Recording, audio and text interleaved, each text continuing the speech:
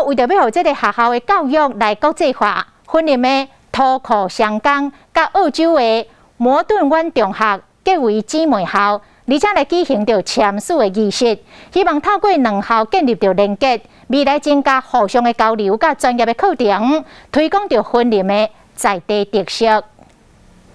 透过实信的方式，两位校长伫文件签名，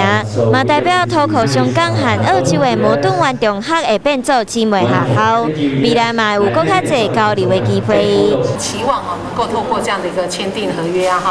日后呢能够进行我们云林县土库镇的这个国际小镇的这个交流。这摆替两间学校斗牵成的伍尔夫国际文教，还来参加的澳洲昆士兰先驻台湾代表。 拢真欢喜看到两校建立交流的机制，增加台湾和澳洲的合作。其中一个就是国际教育，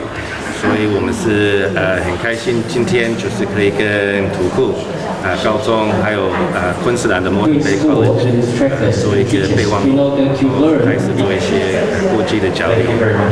土库商工的校长希望透过交流，加强学生的英语培养国际观，嘛将婚林土库在地文化推广给澳洲的学校熟悉，能够提升我们学生的英语能力，而且呢也训练学生